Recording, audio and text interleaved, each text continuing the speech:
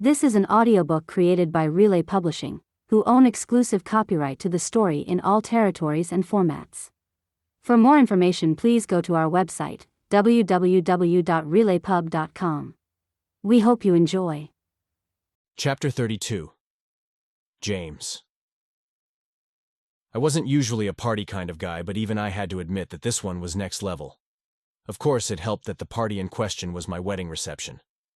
Bernie's Hampton's home and grounds had been transformed into a fairy tale, and the place was so satin-draped and flower-filled that I barely recognized it. She, my mom, and Natalie had worked with the event planners for almost a year to craft it. Natalie had tried to rope me into helping work on it during the early planning phases, but I left it all up to her.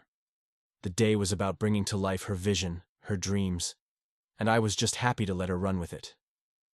All I cared about was saying, I do. I glanced at the happy faces surrounding me in the tent from my position at our head table.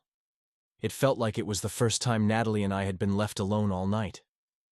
We were in the final hours of the reception, and everyone was feeling good thanks to the bottomless Veuve Clicquot and pumping music.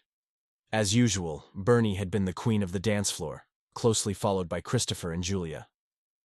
I had a feeling that they'd been taking notes the whole day, because the way they slow danced together made it clear that there was another wedding on the horizon. Although after Christopher's big blowout wedding to Amanda, I guessed that the pair would opt for something a little more intimate for their celebration. Natalie reached over and threaded her fingers through mine, giving me a little smile. Holy fuck. My new wife was so beautiful. When she'd appeared at the end of the aisle with her arm looped over Christopher's, I'd had to fight hard to keep the tears from flowing down my cheeks. Seeing them together wasn't a surprise. We'd discussed it at length. But their joyful expressions as he walked her down the aisle made me emotional in a way I hadn't anticipated. It reminded me that my family was now hers. Then seeing her up close? Unreal. Her beautiful face shifted from teary-eyed to laughing to a combination of both expressions as she approached. It was almost impossible to keep from sweeping her in my arms and kissing her the minute we joined hands in front of the officiant. The top-secret gown she'd designed was more incredible than I'd imagined, and suited her perfectly.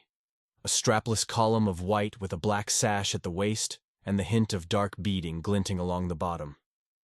Branson wasn't going to recreate her dress, but it would serve as the calling card for the type of bride the line catered to. I watched Natalie watching the fun on the dance floor. Steph forcing Brendan to help her lead a raucous electric slide with the entire design crew dancing along behind her. Ria's got some moves. Natalie laughed. And Levante is basically a professional out there, I added. Why don't you go join them? She shook her head. I'm pretty tired. And it's nice just to watch everyone coming together. Our table attendant walked up with an oversized bottle of champagne. May I top you off? Oh, no more for me. I groaned, reaching out to place my hand over the top of my flute. I can only imagine the hangover to come if I keep going. Nat, you've barely touched yours. Have some. She smiled at me, and then at the server. Okay, sure. But let me dump what's in the glass. It's probably warm by now. She spilled the contents in the ice bucket in front of her, then held out her glass to him. So, about our honeymoon, Natalie said as she nestled in closer to me. Are you finally going to tell me where we're going? Because we're leaving in... She flipped her wrist to check the time on the delicate Patek Philippe watch I'd given her as a wedding gift. Under 12 hours. Just spill it already, Branson. I laughed at her. I'm really enjoying torturing you by keeping the secret, Branson. And by the way, I know you hacked into my email to try to figure it out. Her eyes went wide in mock horror. I did not. How dare you accuse me of that? I know everything. Haven't you figured that out by now? I'm an observer. Nothing gets by me. I gloated. Natalie's expression shifted to dubious. Oh, is that a fact? It is. She pursed her lips together and nodded, glancing back at the dance floor. Huh. Well, I'll have you know that you're wrong. There's something pretty major that you've missed today. Please. If you're talking about the Beyoncé lyrics hidden in the frosting on the groom's cake, yeah. Noted. and I'll have you know that I now fully believe that girls do run the world." Natalie threw her head back, laughing. Damn it. I wasn't going to cop to that until we were on the beach in, well, wherever it is you're taking me. I gave her a steely-eyed look. Who said we're going to a beach? Crap. She slapped the table in frustration. I thought I'd trip you up. See? I don't miss a thing. So you keep saying. But you're wrong. I stared at her and realized that something was up. She was keeping a secret. Hold on. Please don't tell me there's karaoke coming up. How did you know, Mr. Branson? She asked in a breathless voice, holding her hands to her heart like a Disney princess. You figured it out. I'm about to give you that serenade you never paid me not to do. I closed my eyes and rubbed my forehead. Can I do a bank transfer now to avoid it? Please? I'll triple what I offered you. Stop. She swatted me lightly as she settled in against my side again. It's not karaoke, although that was a good idea, and I'm pissed I didn't think of it. We watched the dancing in silence for a few minutes. Are you going to tell me what I missed or not? I finally demanded. I hated secrets. Okay, she said, pulling away. But I'm going to be breaking a rule, because it has to do with work. I frowned at her.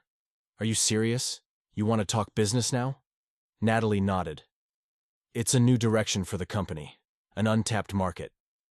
My mind started spinning, because even though I'd sworn not to discuss Branson designs during our off hours, I still fucking loved everything that had to do with our company, and I was in awe of Natalie's creative force.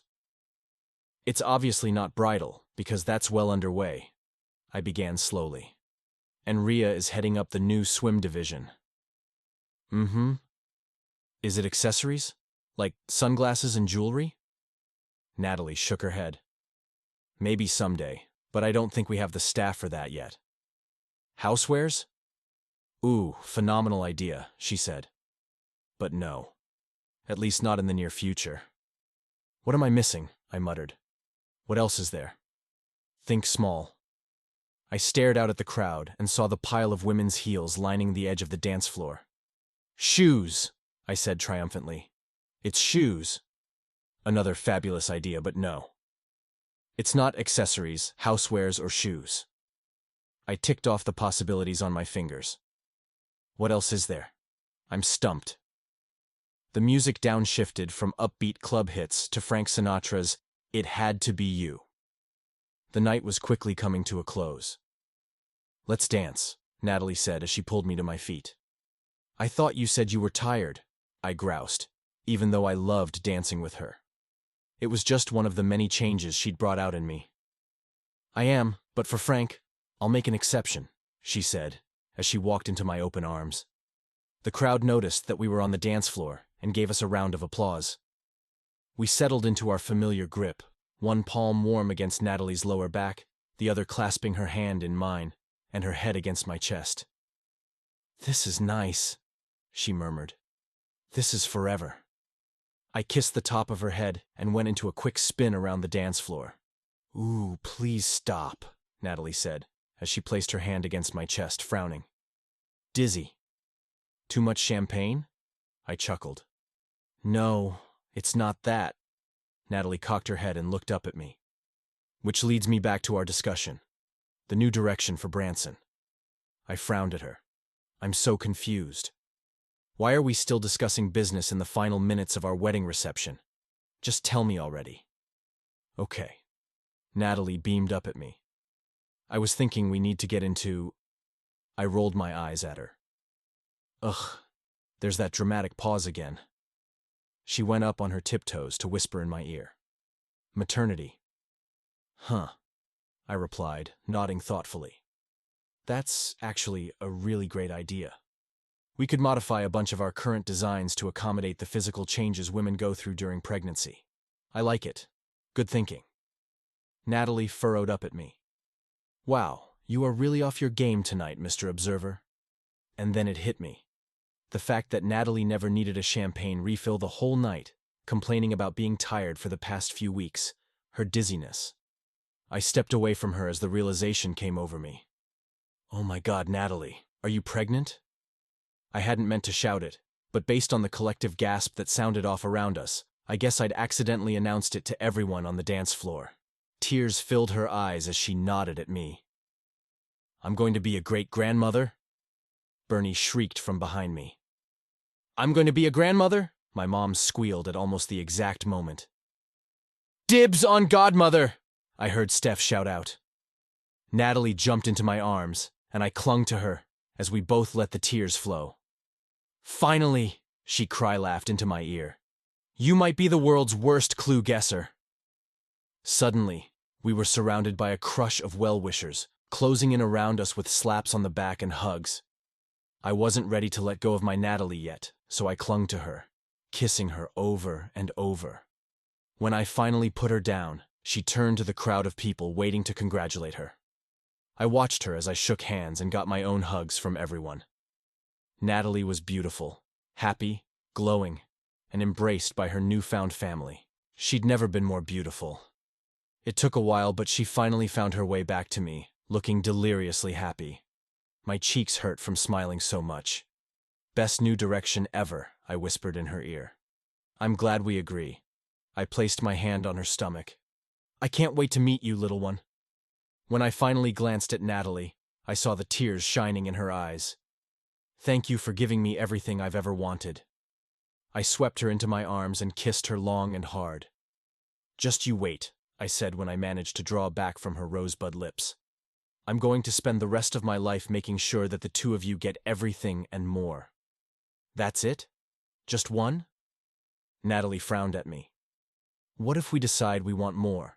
2, 3, 8, 100, whatever you want, my love, I said, pulling her to me. I'm going to give you whatever you want, now and forever. The end. This was an audiobook created by Relay Publishing, who own exclusive copyright to the story in all territories and formats. For more information, please go to our website, www.relaypub.com. We hope you enjoyed.